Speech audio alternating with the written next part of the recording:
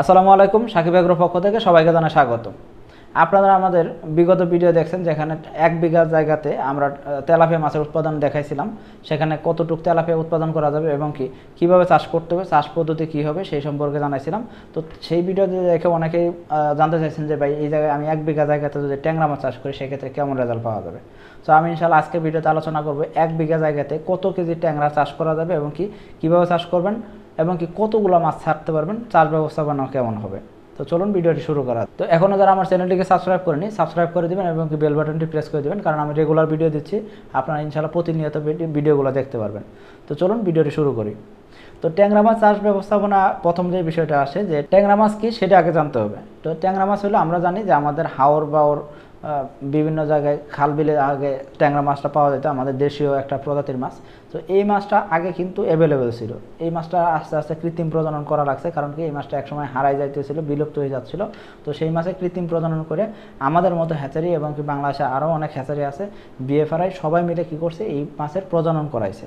নতুন করে প্রজননের মাধ্যমে কী করছে, এই মাছের বাচ্চাকে অ্যাভেলেবেল করছে। এখন কিন্তু অ্যাভেলেবেল বাচ্চা পাওয়া যাচ্ছে।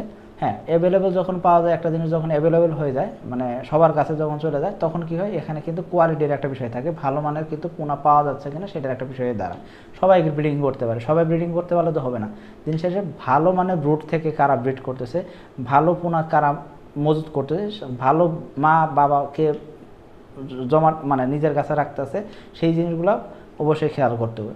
কারণ কি, ভালো বাবা মা তো ভালো সন্তান, এটি স্বাভাবিক। তো বাচ্চা ভালো হইতে গেলে অবশ্যই বাবা মার বৈশিষ্ট্যগুলো বাচ্চার ভিতরে আসবে, এটি স্বাভাবিক। তো এই জন্য কী করছে, ভালো মানের পোনা সরবরাহ করতে গেলে উন্নত মানের ব্রুড মাছ থেকে পোনা আপনি সরবরাহ করলেন, আমাদের থেকে নিতে পারেন বা যে কোনো জায়গা থেকে কিন্তু আপনারা ট্যাংরা মাছের পোনা সরবরাহ করলেন।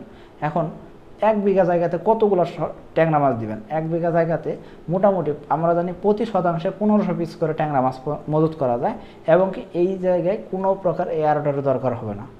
কারণ কি, ট্যাংরা মাছ আমরা জানি নর্মালি একক চাষে দেখা যায় যে এদের অক্সিজেন চাহিদাটা খুবই সামান্য থাকে, যার কারণে কী হবে, এদের অক্সিজেনের জন্য আপনার বাড়তি কোনো এয়ারডার কিন্তু দরকার হবে না। প্রতি শতাংশে আপনারা কী করতে পারেন, 1500 পিস পর্যন্ত মজুত করতে পারেন। তাহলে দেখা যাচ্ছে কি, এখানে 1500 পিস করে যদি মজুত করেন, তাহলে 33% জায়গাতে আপনার মোটামুটি 50,000 ট্যাংরা মাছের কিন্তু প্রয়োজন হবে। তো 50,000 ট্যাংরা মাছ যদি আপনারা মজুত করেন, সেই ক্ষেত্রে আপনার 50,000 ট্যাংরা মাছের এখানে খাদ্য খরচ হিসাব করতে হবে, পাশাপাশি কী করতে হবে, আপনার কত কেজি মাছ উৎপাদন হচ্ছে সেই বিষয়টা খেয়াল করতে হবে। আমরা জানি যে নর্মালি আমাদের যে ট্রেডিশনাল যে খামারি আছে, যারা যত খামারি আছেন, তারা কী করে থাকেন, প্রতি শতাংশে 40 কেজি করে মাছ উৎপাদন করে থাকেন। তো ট্যাংরা মাছের ক্ষেত্রে প্রতি শতাংশে 40 কেজি করে মাছ উৎপাদন করতে পারলেও কিন্তু আলহামদুলিল্লাহ। কিন্তু এই ক্ষেত্রে দেখা যায় যে অনেক খামারি এই জিনিসটা পারেন না। কারণ কি, তারা ধৈর্যহারা হয়ে যান, অনেক সময় তাদের না জানার কারণে সমস্যায় পড়ে যান। অনেক সময় দেখা যায় তারা ভুল করে ফেলেন। হ্যাঁ, তারপরে তারা এক জায়গা থেকে কম দামে পোনা পাইছেন, এই জন্য পোনাটা কিনে নিয়ে আসছেন, কিন্তু তারপর আর ওই হ্যাচারি তাদের সাথে কোনো কন্ট্যাক্ট করতেছে না। তারপর দেখা যাচ্ছে যে কোনো ধরনের সাহায্য সহযোগিতা কারো পাচ্ছেন না। এই সমস্যাগুলো যারা ফেস করে আসেন, এই জন্য অনেক খামারি কিন্তু লসের সম্মুখীন হন। অনেকে ভয়ভীতির কারণে দেখা যায় যে খুব ঘাবড়ায় যান, মাছ বেশি উঠছে বা মাছের কোনো একটা সমস্যা হয়েছে, সেটা সে কারোর সাথে শেয়ার না করে সে নিজে দেখা যায় ভয় পেয়ে যাচ্ছেন। নানান কারণ কিন্তু মাছগুলো মারা যায় থাকে। তো আপনারা কী করতে হবে, প্রতি শতাংশে আপনারা যদি 1500 পিস করে মাছ মজুত করেন, এই জায়গায় আপনার এয়ারডার দরকার হচ্ছে না, কিন্তু প্রতি মাসে মাসে চুন লবণের ব্যবহারটা অবশ্যই করতে হবে। পাশাপাশি আপনার এখানে কী করতে হবে, প্রোবায়োটিক ব্যবহার করতে হবে। এখানে কী করতে হবে, আপনার প্রতি মাসে মাসে পুকুরের তলার পরিবেশ কী আছে সেই বিষয়টা খেয়াল করতে হবে। পুকুরের তলায় যদি গ্যাস থাকে, সেই গ্যাসটা অবাঞ্ছিত গ্যাস বের করে দিতে হবে। হররা টানে সেটা গ্যাস বের করা যায়। এছাড়াও কী করতে পারেন, এখানে ভালো মানের একটা প্রোবায়োটিক ব্যবহার করতে হবে। সেক্ষেত্রে আমাদের একটা প্রোবায়োটিক পাই যাবেন, এই প্রোবায়োটিকটা আপনারা কিন্তু ব্যবহার করতে পারেন। পুকুরের তলার গ্যাস দূর করে ফেলবে এবং কাদার যে গন্ধ আছে সেই গন্ধটা কিন্তু 3 থেকে 4 দিনের ভিতরে গন্ধ দূর করে ফেলবে, এবং পুকুরের সব ধরনের রোগ ব্যাধি থেকে মাছকে রক্ষা করবে। তো এখন বিষয় হলো যে আপনারা যখন মাছ চাষ শুরু করতে যাচ্ছেন, আপনাদের প্রপার নলেজ রাখতে হবে, ভালো জ্ঞান রাখতে হবে, না হলে কিন্তু মাছ চাষ করে কিন্তু বেশি একটা লাভবান হইতে পারবেন না। ট্যাংরা মাছের ক্ষেত্রে দেখা যায় কি, এরা ছোটো প্রজাতির মাছ, তো এদের ঘনত্ব অনেক সময় খামারি না বুঝে 2-3 হাজার পর্যন্ত দিয়ে ফেলে। তো এটা করা যাবে না। খামারিকে অবশ্যই খেয়াল করতে হবে যে এখানে ঘনত্ব দিব আমি স্ট্যান্ডার্ড মানের ঘনত্ব দিব। তো 1500 পিস করে ঘনত্ব দিলেই এনাফ। তো এখন তাহলে মাছ দাঁড়াচ্ছে কত পিস, 50,000 পিস। তো এই 50,000 পিস মাছকে আপনারা কী করবেন, প্রথমে যদি পানির গভীরতা যদি 3 থেকে 4 ফিটের ভিতর হয় তাহলে আপনারা কী করবেন, সরাসরি পুকুরে ছাড়তে পারবেন। কিন্তু পুকুরের গভীরতা যদি 5 ফিটের উপরে হয় বা 6 ফিট 7 ফিট 8 ফিট যদি হয় গভীরতা, সেক্ষেত্রে কিন্তু সরাসরি এই জায়গায় কিন্তু মাছ ছাড়া যাবে না। তো আপনাকে কী করতে, এখানে হাঁপা বানায় মাছ চাষ আগে কয়েকদিন 7 থেকে 10 দিন রাখতে হবে, অথবা ছোটো একটা পুকুরে মাছকে রাখতে হবে। নাহলে কিন্তু মাছ তেমন একটা মাছ পাবেন না, যতগুলো মাছ পাবেন হয়তো 10% বা 20% মাছ পাবেন। অথচ মাছ পাওয়ার কথা ছিল কি 45,000 পিস, মিনিমাম 50,000 পিস থেকে মিনিমাম 45,000 পিস মাছ পাওয়ার কথা ছিল। সে জায়গায় মাছ হয়তো পাবেন হয়তো 5,000 পিস। 45,000 পিস মাছই হয়তো বা পানির চাপের কারণে মাছ মরে যাবে। তো এই বিষয়গুলো খেয়াল করতে হবে। এখন আসি পরিবহন ব্যবস্থাপনাটা অবশ্যই ভালো করতে হবে। পরিবহন ব্যবস্থাপনা ভালো যদি না হয় সেক্ষেত্রে কিন্তু তেমন একটা ভালো করতে পারবেন না। তো এখানে কারণ হলো যে যখনই পরিবহন ব্যবস্থাপনা মাছ যখন নিয়ে আসলেন, সেক্ষেত্রে যদি মাছ মরে গেল, হ্যাঁ, সেক্ষেত্রে আপনার কিন্তু একটা বড় ধরনের একটা ধাক্কার ভিতরে পড়ে যাবেন।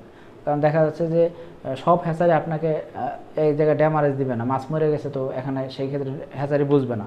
তো হ্যাচারি যদি ভালো মানের হ্যাচারি থেকে যদি পোনা নেন, সেক্ষেত্রে হ্যাচারি অবশ্যই ড্যামারেজ দেওয়ার জন্য কিন্তু রাজি থাকবে, ভালো মানের পোনা কিন্তু আপনার পুকুর পর্যন্ত পৌঁছায় দিবে। তো ভালোভাবে পরিবহন করলেন, পরিবহন করার পরে এখন মাছটাকে অবশ্যই 12 ঘন্টা খাবার দিবেন না, 12 ঘন্টা পরে আপনার মাছগুলোকে খাবার দিবেন। এখন আসি এই মাছগুলো কী খাবার খাবে এবং কি কত কেজি মাছ উৎপাদন হবে।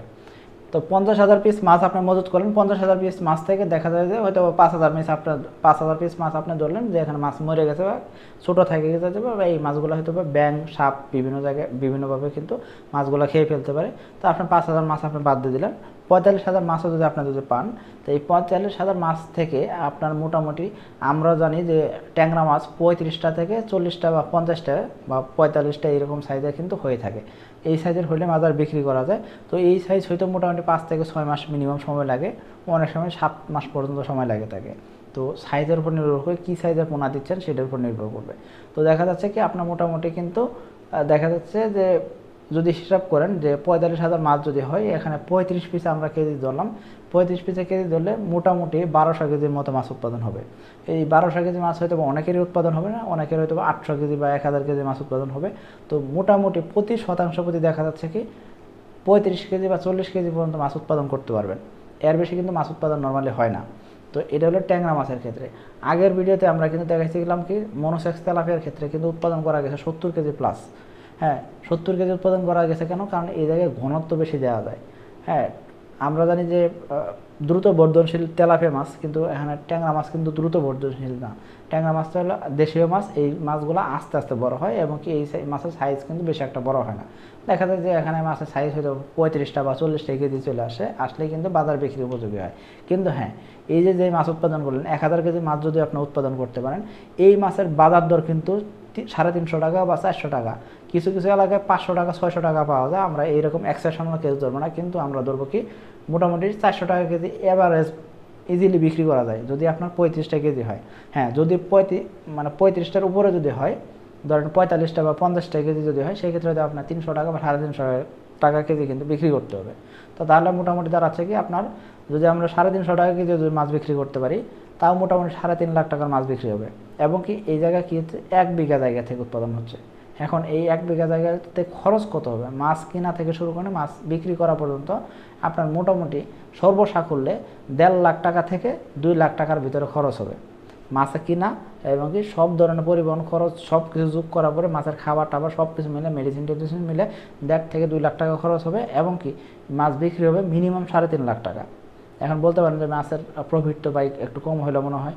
হ্যাঁ, প্রফিট কম হয় না, যত আপনার খাবার খরচ কমাইতে পারবেন, লেবার খরচ কমাইতে পারেন, তত বেশি আপনার লাভবান হতে পারবেন।